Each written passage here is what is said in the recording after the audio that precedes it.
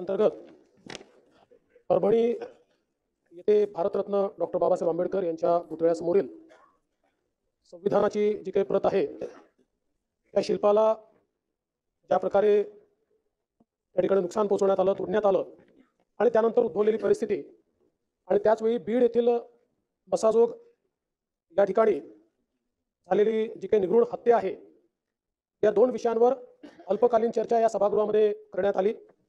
या चर्चेमध्ये सन्माननीय श्री नितीन राऊत साहेब, श्रीमती नमिताताई मुंदडा, श्री राजकुमारजी बडोले, सन्माननीय डॉक्टर राहुल पाटील, सन्माननीय श्री सुरेश धसजी, सन्माननीय श्री जितेंद्र आव्हाडजी, सन्माननीय श्री अभिमन्यू पवारजी, सन्माननीय नानाभाऊ पटोलेजी, सन्माननीय संदीप क्षीरसागरजी, सन्माननीय विजयसिंह पंडितजी, सन्माननीय सुनील प्रभुजी, सन्माननीय अनिल देशमुखजी, सन्माननीय राजेश विटेकरजी, सन्माननीय राजूजी धोंड, सन्माननीय श्री सिद्धार्थ खरात, सन्माननीय श्रीमती ज्योती गायकवाड, सन्माननीय बाबूराव कदम, सन्माननीय संजयजी मेश्राम, सन्माननीय श्री रोहित पवार या सर्व सन्माननीय सदस्यांनी या ठिकाणी सहभाग घेतला आणि या घटनेच्या संदर्भात जी काही माहिती त्यांच्याकडे आहे किंवा जी काही त्यांनी प्राप्त केली आहे, जी माध्यमात आली आहे, त्यातनं जे काही प्रश्न उपस्थित झाले आहेत अशा सगळ्या बाबींवर या ठिकाणी एक सविस्तर अशा प्रकारची चर्चा केली। पहिल्यांदा मी परभणीच्या प्रकरणाच्या संदर्भातली माहिती या सभागृहाला देऊ इच्छितो।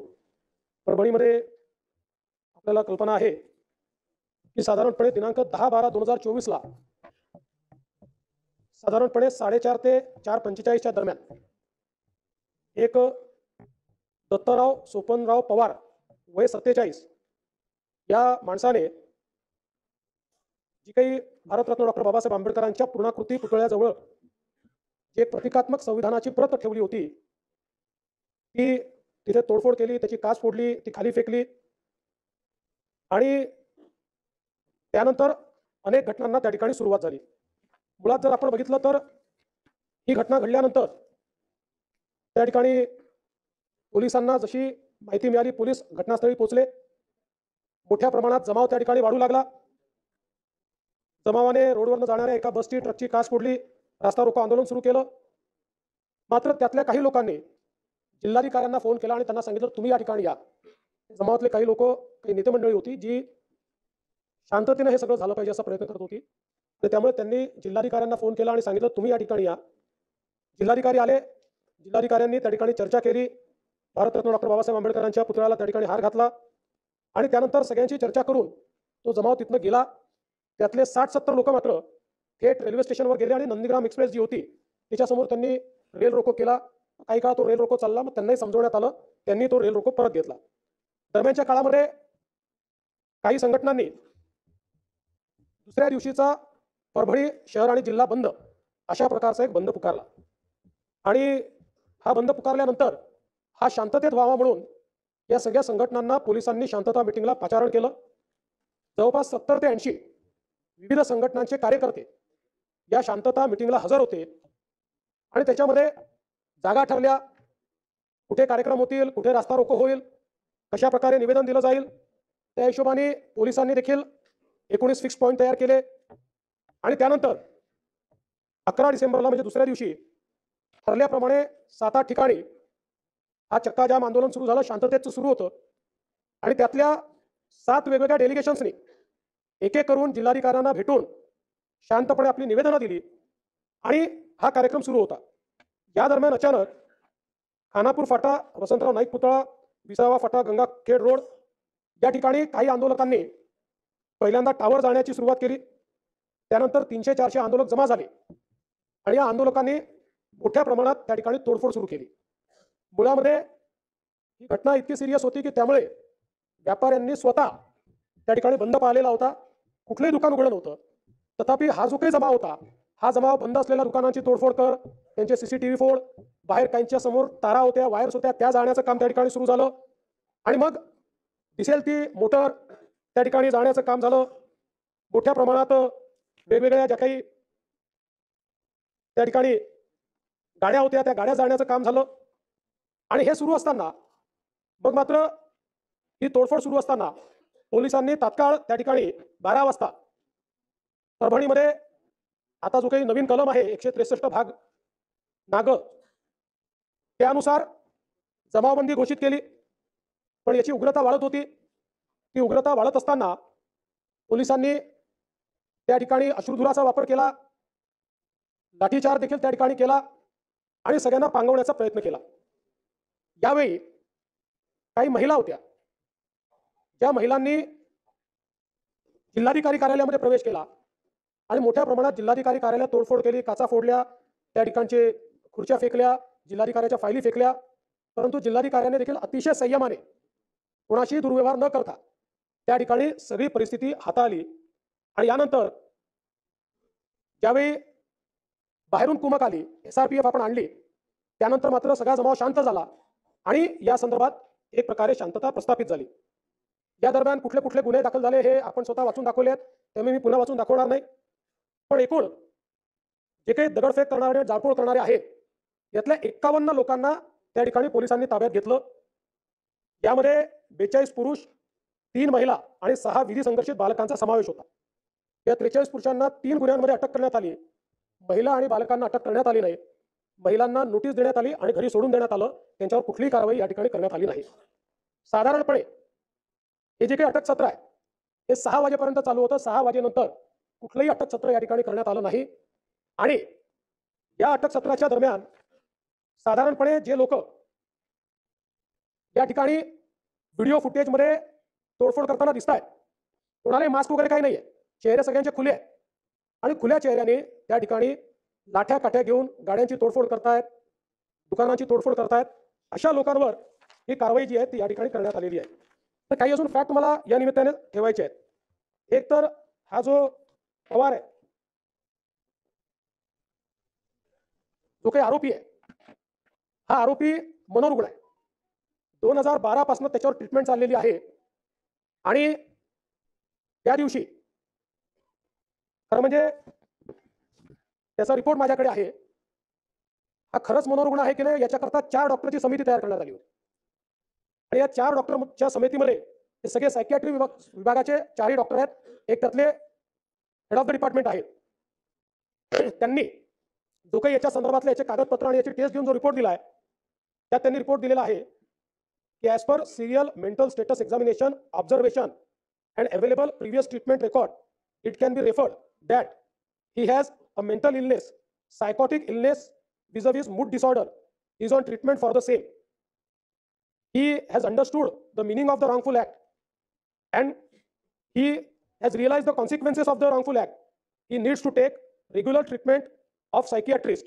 त्यात पुढे त्यांनी हे म्हटलं की he has been seeking treatment for behavioral issues and alcohol use from Parbhani and Akola based on psychiatrist since 2012. He is aware of his mental illness and seeking help for the same.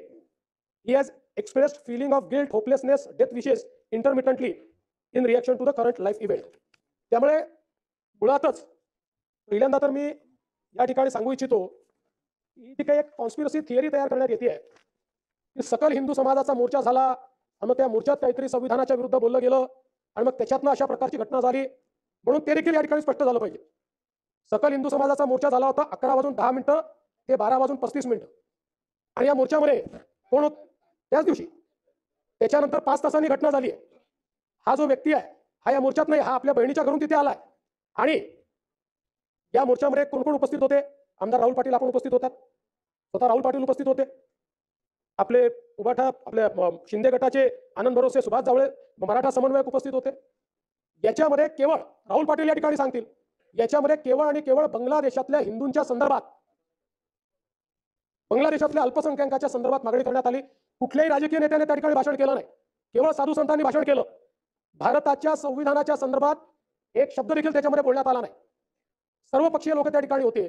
त्यामुळे ही conspiracy theory तयार करणं म्हणजे एक प्रकारे समाजात तेढ निर्माण करण्याचा प्रयत्न करणं आहे. ही कुठेही हिंदू विरुद्ध दलित अशा प्रकारची दंगल नाही. आणि हे जे काही संविधान भारताचं आहे हे आपल्या सगळ्यांचं आहे. त्यामुळे संविधानाचा अपमान करणारा कुठल्या जातीचा, धर्माचा, पंथाचा असेल, त्याच्या जाती धर्म पंथाकडे न पाहता त्याच्यावर जी काही कडक कारवाई करता येईल ती कारवाई केली पाहिजे, हे अत्यंत महत्त्वाचं आहे. आणि म्हणून या संदर्भात पहिल्यांदा तर ही कारवाई कुठल्याही जाती द्वेषातनं तयार झालेली नाही, कुठल्याही कॉन्स्पिरसीतनं अशा प्रकारे घटना घडलेली नाही, तर एका मनोरुग्णाने अशा प्रकारची घटना करून एक प्रकारे शहराचं स्वास्थ्य पूर्ण खराब केलेलं आहे. आता याच्यामध्ये एक अजून डिफरन्सिएशन केलं पाहिजे. की या ठिकाणी बहुतांश आंदोलक हे शांततेने आंदोलन करत होते. ज्या प्रकारे भारतरत्न डॉक्टर बाबासाहेब आंबेडकरांना अपेक्षित आहे त्याप्रमाणे पूर्ण प्रशासनाला सहकार्य करून त्यांनी ते आंदोलन केलं. हे हजारो लोक होते. 200-300 लोक केवळ असे होते की ज्यांनी या आंदोलनाला पूर्णपणे गालबोट लावलं आणि समोरून कुठलाही फोर्स नाहीये, परंतु कुठल्या तरी उद्वेगानं त्या ठिकाणी मोठ्या प्रमाणात तोडफोड झाली. आणि म्हणून ही जी कारवाई आहे आता ती अधिकची झाली आहे का याच्यावर मी येणार आहे. पण एक गोष्ट या सभागृहाने देखील लक्षात घेतली पाहिजे की जर बहुतांश लोक शांततेनं त्या ठिकाणी आंदोलन करत असतील तो राईटफुल अधिकार आहे. अशा वेळी जर काही लोक तोडफोड करत असतील तर आपल्याला ठरवायचं आहे की अशा प्रकारचा लॉलेसनेस आपण मान्य केला पाहिजे का. एक कोणीतरी मनोरुग्ण अशा प्रकारची कारवाई करतो आणि त्याच्यानंतर आपण बघा लोकांचं नुकसान किती झालंय. या ठिकाणी सरकारी कार्यालयांचं नुकसान तर आहेच, पण सामान्य जे नागरिक आहेत यांच्या गाड्या तोडल्या, टू व्हीलर तोडल्या, दुकानं तोडली, त्याचं देखील प्राथमिक नुकसान 1,89,54,400 कोटी रुपयाचं आहे. या लोकांचा काही संबंध नाही आहे या घटनेशी, पण त्यांचं अशा प्रकारे नुकसान हे या ठिकाणी करण्यात आलेलं आहे. पण हे सगळं होत असताना एक विषय सातत्याने या ठिकाणी आला, कोम्बिंग ऑपरेशनच्या संदर्भात. खरं म्हणजे साधारण 4-4:30 वाजता मला सन्माननीय बाळासाहेब आंबेडकरांचा फोन आला आणि बाळासाहेबांनी मला सांगितलं की मला माहिती मिळते की काहीतरी कोम्बिंग ऑपरेशन चाललंय. मी तात्काळ पोलिसांशी बोललो. त्यांना म्हटलं कशाचं कोम्बिंग ऑपरेशन करताय. म्हणाले आम्ही कोम्बिंग ऑपरेशन करत नाही, जे अपरंटली दिसत आहेत व्हिडिओ त्यांना आम्ही पकडतोय. मी त्यांना म्हटलं त्याचाही संदेश चांगला जात नाही. त्यानंतर आयजींचं माझं आणि बाळासाहेब आंबेडकरांचं एकत्रित बोलणं झालं आणि 6 वाजेनंतर कुठल्याही वस्तीमध्ये कोणीही गेलेलं नाही. 6 वाजेनंतर कोणाला अटक देखील केलेली नाही. त्याच्यामुळे अशा प्रकारचं कोम्बिंग ऑपरेशन करण्यात आलंय हे काही योग्य नाही किंवा हे वस्तुस्थितीला धरून नाही. मात्र यामध्ये एक तक्रार ही आलेली आहे की पोलीस निरीक्षक अशोक घोरबाण यांनी वाजवीपेक्षा जास्त या ठिकाणी बळाचा वापर केला किंवा रॅशली बळाचा वापर केला. निश्चितपणे याची चौकशी केली जाईल आणि चौकशी होतपर्यंत अशोक घोरबाण यांना त्या ठिकाणी सस्पेंड केलं जाईल आणि त्यांना सस्पेंड करून याची चौकशी पूर्णपणे केली जाईल की त्यांनी वाजवीपेक्षा अधिक अशा प्रकारचा या ठिकाणी बळाचा वापर केला आहे का. दुसरा एक मुद्दा या ठिकाणी आला, वत्सलाबाई मानवते या महिलेला मारहाण करण्यात आली. मुळामध्ये ही जर घटना आपण बघितली तर या ज्या आमच्या भगिनी आहेत वत्सलाबाई या हायपर अग्रेसिव्ह होत्या आणि त्या अग्रेशनमध्ये त्यांनी आपल्या एका महिला कॉन्स्टेबलवर हल्ला केला. त्याचे सर्व साक्षी पुरावे आहेत आणि त्या महिला कॉन्स्टेबल ऍडमिट आहेत आणि त्याही मागासवर्गीय भटक्या विमुक्त आहे. आपण पोलिसांची जात पाहत नाही.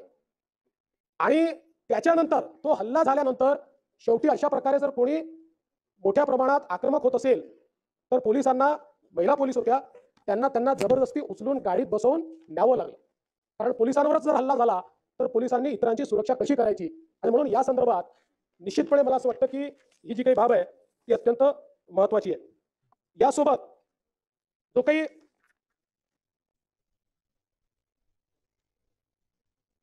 एक आंदोलक आहेत सोमनाथ व्यंकट सूर्यवंशी, हे सोमनाथ व्यंकट सूर्यवंशी जे आहेत हे लॉचं शिक्षण घेत होते. साधारण मूळ हे लातूर जिल्ह्यातले आहेत. त्या ठिकाणी त्यांचा परिवार आहे, पुण्यामध्ये आले, मग परभणीमध्ये शिक्षण घेत आहेत. यांच्या सूर्यवंशींच्या संदर्भात वस्तुस्थिती अशी आहे की ज्यावेळी सगळी जाळपोळ चालू होती त्यावेळी जाळपोळीच्या व्हिडिओमध्ये जी मंडळी दिसतात त्यांना अटक करण्यात आली, त्याच सूर्यवंशींना अटक करण्यात आली होती. त्यानंतर 2 वेळा मॅजिस्ट्रेट पुढे त्यांना उभं करण्यात आलं. मॅजिस्ट्रेटने लिहिलेलं माझ्याकडे जो काही ऑर्डर पास करतात त्या ऑर्डरची कॉपी आहे ती मी आपल्याला देतो. दोन्ही वेळा मॅजिस्ट्रेटने त्यांना क्लिअर कट विचारलेलं आहे की पोलिसांनी कुठला 3rd डिग्रीचा वापर केला आहे का, पोलिसांनी तुम्हाला मारहाण केली आहे का. त्यांनी सांगितलं कुठली मारहाण मला झालेली नाही. ते पूर्ण वेळ पोलीस कस्टडीत असतानाचे व्हिडिओ फुटेज उपलब्ध आहे, अनएडिटेड 100%. त्या पूर्ण व्हिडिओ फुटेजमध्ये कुठेही त्यांना मारहाण केल्याचं दिसत नाही. आणि आपण पोस्टमॉर्टम रिपोर्टचं पहिलं पान सगळ्यांनी वाचलं, पण त्यासोबत त्यांची जी मेडिकल एक्झामिनेशन आहे त्या मेडिकल एक्झामिनेशनमध्ये लिहिलेलं आहे की त्यांना COPD म्हणजे श्वसनाचा दुर्धर आजार आहे आणि ब्रेथलेसनेस आहे असं त्यांच्या मेडिकल एक्झामिनेशनमध्ये लिहिलेलं आहे. दुसरं, त्यांच्या मेडिकल एक्झामिनेशनमध्ये त्यांच्या ज्या जुन्या जखमा आहेत त्याचा देखील उल्लेख आहे. त्यांचा इथला बोन तुटलेला होता, जुना होता, त्यांनी सांगितलं, त्याचा देखील उल्लेख हा त्याच्यामध्ये आहे. पोलीस कस्टडीतनं ज्यावेळेस ते MCR मध्ये गेले, त्यावेळेस MCR मध्ये जेलमध्ये असताना सकाळच्या वेळी त्यांना जळजळत आहे म्हणून त्यांचा जो एक कैदी होता त्यांनी तक्रार केली. ती तक्रार केल्यानंतर त्यांना हॉस्पिटलमध्ये नेलं आणि हॉस्पिटलमध्ये नेल्यानंतर त्यांना मृत घोषित केलं. या संपूर्ण प्रकरणामध्ये अनेक शंका या तयार झालेल्या आहेत. पहिल्यांदा तर तरी त्या सगळ्या प्रकरणातले ते आरोपी असले तरी देखील गरीब समाजाचे आहेत, वडार समाजाचे आहेत, मागासवर्गीय आहेत आणि म्हणून पैशांनी काही कोणाचा जीव परत येत नाही. तथापि त्यांच्या कुटुंबाला 10 लाख रुपयाची मदत ही राज्य सरकारच्या वतीनं केली जाईल. आणि ज्या शंका उपस्थित झाल्या, शेवटी शंका जर उपस्थित झाल्या असतील तर त्याचं निरसन झालं पाहिजे, केवळ एकतर्फी होऊन चालणार नाही. आणि म्हणून या सगळ्या प्रकरणाची न्यायालयीन चौकशी ही केली जाईल. आणि ही करत असताना नानाभाऊ आपल्यालाही सांगतो आणि नितीन राऊत साहेब आपल्यालाही सांगतो, 1998 नंतर माननीय उच्च न्यायालयाने निर्णय घेतला की न्यायालयीन चौकशी करता आम्ही सिटिंग जज देणार नाही. आपण त्यांना पत्र पाठवतो, ते रिटायर्ड जजची नावं पाठवतात, त्याच्यावरच आपण न्यायालयीन चौकशी करतो. तशा प्रकारे जे काही संशय याच्यात तयार झालेले आहेत त्या संशयाच्या संदर्भातली न्यायालयीन चौकशी ही निश्चितपणे केली जाईल. माझी या माध्यमातून सगळ्यांना अपील आहे की काही लोकांना असं वाटतं की या राज्यामध्ये कायदा सुव्यवस्था राहू नये. काही अशा शक्ती आहेत की ज्या जाती जातीमध्ये दंगे पसरवण्याचा प्रयत्न करतात. पण मुळामध्ये संविधान सगळ्यांचं आहे आणि त्यामुळे संविधानाच्या संदर्भातला झालेला अपमान हा प्रत्येक भारतीयाचा अपमान आहे. याला कुठल्या जाती धर्माशी जोडून आपण जर त्यात भेद निर्माण करू लागलो तर मला असं वाटतं की मग आपल्यापैकी कोणीही भारतरत्न डॉक्टर बाबासाहेब आंबेडकरांच्या नाव घेण्याची लायकी ठेवणार असणार नाही. आपल्याला या ठिकाणी हे लक्षात घेतलं पाहिजे. आणि विशेषतः आमच्यासारख्या तुमच्यासारख्या सगळ्या राजकीय नेत्यांनी अशा प्रकरणांमध्ये संयमाने जेवढ्या लवकर तणाव कमी होऊ शकेल तो तणाव कमी करण्याचा प्रयत्न हा केला पाहिजे. एवढीच माझी या निमित्ताने अपील आहे. अध्यक्ष महोदय, यासोबत बीडमध्ये जे प्रकरण बसाजोगला या ठिकाणी झालं,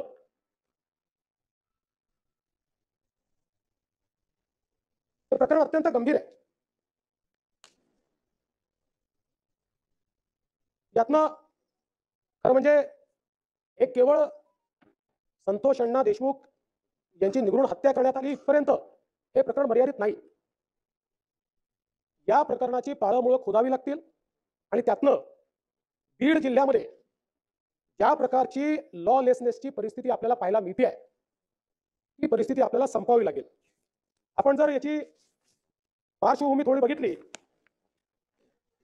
तर खऱ्या अर्थानं आवाडा एनर्जी याने फार मोठी गुंतवणूक त्या ठिकाणी सोलरमध्ये केलेली आहे. बीडमध्ये केली आहे. त्यांचं नाव आवाडा ग्रीन एनर्जी आहे. ते सोलर आणि पवन चक्कीचं काम करतात. त्या पवन चक्कीमध्ये त्यांनी केलेली आहे. आणि यातनं मोठ्या प्रमाणात त्या ठिकाणी कामं निघत आहेत, लोकांना रोजगार मिळतो आहे. आणि म्हणून काही लोक ही कामं आम्हालाच द्या, आम्ही म्हणू त्या रेटनीच द्या, आणि नसतील द्यायची तर आम्ही सांगू तेवढी आम्हाला खंडणी द्या, अशा प्रकारच्या मानसिकतेमध्ये त्या ठिकाणी वावरताना आपल्याला पाहायला मिळत आहे. आणि मग यातलाच एक प्रकार जो आहे, साधारणपणे 6/12/2024 रोजी 12-12:30च्या दरम्यान हे जे मसाजोग इथे आवाडा ग्रीन एनर्जीचं ऑफिस आहे त्या ठिकाणी अशोक नारायण घुले, सुदर्शन घुले, प्रतीक घुले असे सगळे जे काही आरोपी आहेत त्या आरोपी त्या ठिकाणी गेले. पहिल्यांदा त्यांनी तिथला जो वॉचमन आहे अमरदीप भगवान सोनवणे याला शिवीगाळ आणि मारहाण केली. त्यानंतर तिथले senior manager, project manager Shivajirao Thopte हे त्या ठिकाणी आले, त्यांना देखील त्यांनी मारहाण केली. आणि मारहाण चालू असताना साहजिक त्यांनी तिथले जे सरपंच आहेत संतोष अण्णा देशमुख यांना फोन केला की अशा प्रकारे हे येऊन मारहाण करतात आणि हे गुन्हे जे आहेत ते बाजूच्या गावचे आहेत आणि त्यामुळे साहजिकच बाजूच्या गावचे लोक येऊन आमच्याकडे अशा प्रकारची मारहाण करतात. म्हणून ते त्या ठिकाणी आले आणि त्या ठिकाणी आल्यानंतर तिथे थोडी मारहाण झाली आणि अर्थातच देशमुखांसोबत देखील अनेक लोक आले होते. त्यांनी एक प्रकारे हे येऊन इथे जर दादागिरी करत असतील तर यांना धडा शिकवला पाहिजे या हिशोबाने त्यांना थोडा चोप दिला. आणि त्याचा व्हिडिओ देखील मोठ्या प्रमाणात व्हायरल झाला की कशा प्रकारे हे गुले वगैरे दादागिरी करत होते आणि कशा प्रकारे त्यांना मार खावा लागला, अशा प्रकारचा एक व्हिडिओ व्हायरल झाला. आणि त्यानंतर आपल्याला कल्पना आहे की साधारणपणे 9 तारखेला 9/12/2024 ला संतोष अण्णा हे चारचाकी वाहनातनं त्या ठिकाणी आपल्या गावी परत जात होते. ते एकटेच होते, कोणीच नव्हतं सोबत. पेट्रोल पंपावर थांबले, तिथे त्यांचे आत्तेभाऊ आहेत, ते त्यांना दिसले. त्यांनी त्यांना बोलवलं की चल माझ्यासोबत. ते ड्रायव्हिंग सीटवर बसले, हे बाजूच्या जागेवर बसले आणि हे त्या ठिकाणून निघाले. त्यावेळी ते निघाले त्यावेळी टोल नाक्याजवळ काळ्या रंगाची एक स्कॉर्पिओ आणि त्याच्या मागे एक अजून गाडी, अशा या गाड्या त्या ठिकाणी त्यांची वाट पाहत होत्या. त्यांची गाडी टोलवरनं थोडी वेगाने निघाली. मग त्यांनी त्यांना इंटरसेप्ट केलं. इंटरसेप्ट केल्यानंतर पहिल्यांदा ड्रायव्हर साईडची काच फोडली. त्यांना असं वाटलं की संतोष अण्णा या बाजूलाच बसले आहेत, पण त्याच्या लक्षात आलं की तिकडे दुसरं कोणी बसलाय. पुन्हा दुसऱ्या बाजूला गेले, त्या ठिकाणी ती काच फोडली. त्यांना बाहेर काढलं आणि बाहेर काढल्यानंतर त्यांना या स्कॉर्पिओ गाडीमध्ये टाकलं आणि बराच वेळ पहिल्यांदा त्या गाडीमध्येच त्यांना मारहाण करत होते. अशा प्रकारचं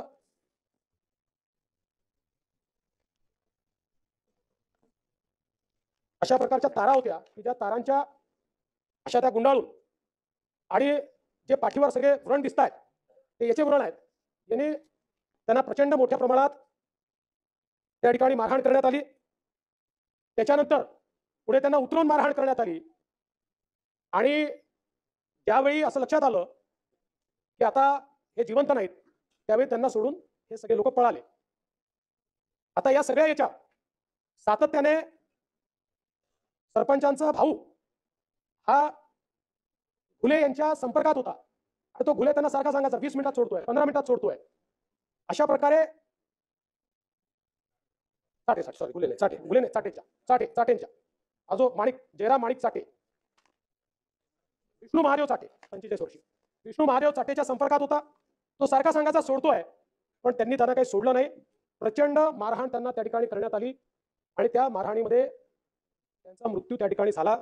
अतिशय दुर्दैवी अशा प्रकारचा मृत्यू आहे. यात एकच फक्त सुरेश अण्णांनी या ठिकाणी जो मुद्दा मांडला, कारण काही गोष्टी या रेकॉर्डवर ठीक असल्या पाहिजे म्हणून सांगतो की हा जो काही मुद्दा समोर आलेला आहे की त्यांचे डोळे वगैरे जाळण्यात आले, ही वस्तुस्थिती नाही आहे. त्यांच्या डोळ्यावर मारण्यात आलेला आहे, पण डोळे जाळण्यात आलेले नाही आहेत. पण जो काही त्यांची हत्या झालेली आहे, अतिशय निगृढ अशा प्रकारची हत्या झालेली आहे. आणि याच वेळी म्हणजे काही प्रश्न उपस्थित झाले की ही 6 तारखेची घटना झाली. या 6 तारखेच्या घटनेवर एट्रॉसिटी हा उशिरा का दाखल करण्यात आला? त्याचं प्रामुख्याने कारण असं होतं की 6 तारखेच्या घटनेची जी फिर्याद आहे, ही फिर्याद प्रोजेक्ट इंजिनियर शिवाजी थोपटेंनी दिली होती आणि त्यावेळी त्यांनी स्वतःला मारहाण कशी झाली या संदर्भातली फिर्याद दिल्यामुळे तिथे अॅट्रॉसिटी अट्रॅक्ट झाला नाही. 4 दिवसांनी ज्यावेळेस त्यांनी ऍडिशनल फिर्याद अमरदीप सोनवणेची दिली, अमरदीप सोनवणे हे मागासवर्गीय असल्यामुळे त्या फिर्यादीवर अॅट्रॉसिटी त्या ठिकाणी लागू करण्यात आली. याच दरम्यान एक अजून वस्तुस्थिती आपल्या लक्षात आली आहे ती म्हणजे 29/11/2024 रोजी ही एक केस पोलीस ठाण्यात फिर्याद आहे.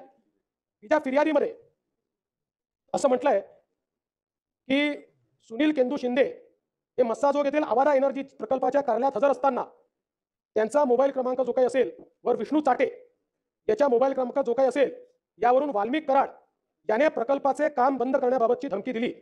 तसेच दुपारी 14:30 सुदर्शन घुले याने कार्यालयात येऊन काम बंद करण्याबाबत धमकी दिली. तो काही दिवसापूर्वी Shivaji Thopte project senior manager यांना वाल्मिक कराड याने परळी येथे बोलवून आवारा कंपनीचे काम बंद करा, अन्यथा 2 करोड रुपये देऊन काम चालू ठेवा असे सांगितले व वेळोवेळी विविध लोकांचे मोबाईलवरून प्रत्यक्ष अप्रत्यक्षरित्या प्रकल्पाचे काम बंद न ठेवल्यास मारहाण करण्याच्या व जीवे मारण्याच्या धमक्या दिल्या. हा गुन्हा आधी घडलेला आहे, त्यानंतर हा गुन्हा घडलेला आहे. मात्र या संपूर्ण प्रकरणामध्ये या दोन्ही गुन्ह्यांचा काय संबंध आहे याची चौकशी आपण करतोय. मी या निमित्ताने या सभागृहाला आश्वस्त करू इच्छितो, हा जो काही गुन्हा घडला आहे याचा मास्टर माइंड कोणीही असला तरी त्याच्यावर कारवाई केलीच आहे. आपण वारंवार वाल्मिक कराडचं नाव घेतलं म्हणून नाव घेऊन सांगतो या गुन्ह्यामध्ये एका गुन्ह्यात तर त्याचा पुरावा दिसतोच आहे, त्याच्यावर कारवाई होणारच आहे. पण याही गुन्ह्यामध्ये जर वाल्मिक कराड बद्दलचे पुरावे असतील तर तो कोण आहे, कुठल्या पक्षाचा आहे, कोणाकोणासोबत फोटो आहे, सगळ्यांसोबतच आहे. आमच्यासोबत आहे, यांच्यासोबत आहे, पवार साहेबांसोबत आहे, सगळ्यांसोबत आहे. कोणासोबत फोटो आहे याचा विचार न करता कारवाई केली जाईल. कारण मी काल देखील बोललो, ज्या प्रकारे बीड जिल्ह्यामध्ये अराजकाचं राज्य तयार करण्याचा प्रयत्न होतोय आणि विशेषतः काही सदस्यांनी सांगितलं, सुरेश अण्णांनी देखील सांगितलं, कोणावर 307 लावायच्या, कोणावर वेगवेगळ्या केसेस लावायच्या. मला असं वाटतं की अतिशय चुकीचं या ठिकाणी घडतं आहे आणि पोलीस प्रशासनाची जबाबदारीच आहे.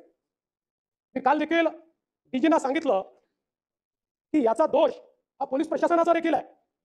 पोलिसांनी देखील एखाद्यावर जर एखादी आपण फिर्याद नोंदवतोय तर त्याची वस्तुस्थिती काय आहे, इकडे फिर्यादी नोंदवायच्या आणि मग तिकडे बिसंमरी करायची.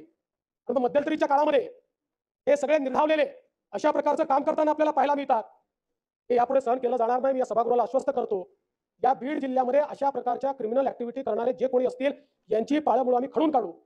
आणि यांच्यावर तर मी सांगितलेलं आहे, कारण सगळ्यांवर गुन्हे आहेत, त्यामुळे 302 वगैरे सगळं तर लागेलच. पण सोबत यांच्यासोबत काम करणारे जेवढे लोक आहेत वेगवेगळ्या गुन्ह्यांमध्ये, हे सगळे एकत्रितपणे मकोकाच्या गुन्ह्याला पात्र होतात. त्यामुळे यांच्यावर मकोका देखील या ठिकाणी लावण्यात येईल. पुराणवयानेही जे जे लोक या गुन्ह्यामध्ये प्रत्यक्षपणे किंवा या गुन्ह्याला एड करतायत अशा प्रकारचं निष्पन्न झालं, त्यांनाही संघटित गुन्हेगारीचा भाग समजून त्यांनाही मोकामध्ये टाकण्यात येईल. आणि बीड जिल्ह्यामध्ये वाळू माफिया, बीड जिल्ह्यामध्ये या ठिकाणी वेगवेगळ्या उद्योगांना त्रास देणारे अशा प्रकारचे जे लोक आहेत, भूमाफिया पण असतील, एक मोहीम हातामध्ये घेऊन या सर्व लोकांवर संघटित गुन्हेगारीच्या अंतर्गत त्या ठिकाणी कारवाई करण्यात येईल. आणि हे जे सगळं प्रकरण आहे, या प्रकरणामध्ये 2 प्रकारची चौकशी आम्ही करणार आहोत. एक आयजी लेवल अधिकारी यांच्या अंतर्गत एसआयटी तयार केलेली आहे. ही एसआयटी या प्रकरणाची पूर्ण चौकशी करेल. आणि दुसरीकडे, कारण शेवटी एसआयटी चौकशी करताना गुन्ह्याच्या अनुषंगाने करते, इकोसिस्टीमच्या अनुषंगाने चौकशी झाली पाहिजे, म्हणून न्यायालयीन चौकशी देखील या संपूर्ण प्रकरणाची या ठिकाणी केली जाईल. टाइमलाईन आपण साधारणपणे 3 ते 6 महिन्यात पूर्ण करू. 3 ते 6 महिन्यात. आणि स्वर्गीय संतोष देशमुख जे आहेत, यांच्यासारखा एक युवा सरपंच, म्हणजे मी मगाशी देखील बोललो, कोणाच्या जीवाचं मोल आपण पैशाने करू शकत नाही, तथापि एक छोटीशी मदत म्हणून त्यांच्या परिवाराला 10 लाख रुपयाची मदत राज्य सरकारच्या वतीनं करण्यात येईल. आणि या संपूर्ण प्रकरणाची गंभीरता आणि त्यासोबत या ठिकाणी जी प्रकरणं बाहेर येत आहेत, या सगळ्या प्रकरणांमध्ये कुठेतरी पोलीस प्रशासनाची कुचराई दिसत असल्यामुळे बीडच्या एसपींना ट्रान्सफर करण्याचा निर्णय हा या ठिकाणी मी घेतलेला आहे. महाजनांचा जो विषय पाटीलला तो ऑलरेडी आपण सस्पेंड केलाय, पण महाजनांच्या संदर्भात आपल्याला मी माहिती घेतली, त्यात चुकीच्या व्यक्तीवर कारवाई होऊ नये म्हणून मी तुम्हाला टाइमलाईन सांगतो. आणि ही जी टाइमलाईन आहे ही सगळी सीसीटीव्ही फुटेजमध्ये उपलब्ध आहे. 15:24 किडनॅपिंग झालं. 15:35 महाजन यांना मृतकाच्या भावाचा फोन आला. 15:43 सुदर्शन घुलेचं लोकेशन हे त्यांनी चिचोली माळी शिवारात असल्याचं महाजनांनी असर्टन केलं. 15:52 शासकीय आपलं वाहन त्या ठिकाणून रवाना झालेलं आहे. आणि त्या भागामध्ये, पूर्ण भागामध्ये स्वतः महाजन आपली टीम घेऊन फिरताना दिसत आहेत. 16:26 त्या ठिकाणी त्यांचं बोलणं हे शिवराज देशमुख, म्हणजे जे त्यांचे आत्तेभाऊ जे ड्रायव्हर होते, त्यांच्याशी झालेलं आहे. आणि 16:36 देखील त्यांचं टोल नाक्यावर लोकेशन दिसत आहे पूर्ण त्यांच्या टीम सहित. त्यामुळे या संपूर्ण केसमध्ये सर्वात क्विक रिस्पॉन्स जर कोणी दिला असेल तर हे जे काही PM महाजन आहेत त्यांनी दिलेलं आहे. आणि त्यांच्याबद्दल घरच्यांची देखील तक्रार नाही आहे, त्यामुळे चुकीच्या माणसावर कारवाई होऊ नये. बाकी इतरांनी ज्या वेगानं कारवाई करण्याची गरज होती ती कारवाई न केल्यामुळे आपण त्यांच्यावर कारवाई केलेली आहे. मी पुन्हा एकदा सभागृहाला आश्वस्त करू इच्छितो की कायदा आणि सुव्यवस्था ठेवणं ही सरकारची आणि आपल्या सगळ्यांची जबाबदारी आहे. कुठल्याही प्रकारे जातीय तणाव निर्माण होऊ नये, कुठल्याही प्रकारे या ठिकाणी कोणी कोणाला लुटताय, ओरबाडताय, खंडणी वसूल करताय, अशा प्रकारचे प्रकार घडू नयेत. या दृष्टीनं पुढच्या काळामध्ये देखील पोलीस विभागाला तत्परतेनं कारवाई करण्याकरता या ठिकाणी सांगितलं जाईल. ते असेल तर बघू, तो काही प्रश्न नाही. नाही नाही, ते ठीक आहे, तो प्रश्न नाही. बघा, मी जर वरिष्ठ अधिकाऱ्यांवर कारवाई करतोय तर कनिष्ठांवर करायला काय प्रॉब्लेम आहे? पण तो नाही त्याच्यावर कारवाई करून पोलिसांमध्ये चुकीचा संदेश देऊन चालणार नाही. पोलिसांचे मॉरल ठेवावं लागतं. हा फोर्स आहे. त्या फोर्समध्ये जर कोणी ठीक काम करत असेल ना, त्याला तुम्ही केवळ जनभावने करता किंवा एखाद्या गोष्टीकरता विक्टिमाइज केलं तर पोलिसही मग काम करणार नाही, ते हात झटकतील. आणि म्हणून निश्चितपणे आपण जे सांगितलं त्या सगळ्या गोष्टींकडे आपण लक्ष देऊ आणि या सगळ्या प्रकरणांमध्ये गांभीर्याने या ठिकाणी शासनाने दखल घेतली आहे, त्याच्यावर शासन कारवाई करेल एवढंच या निमित्ताने सांगतो.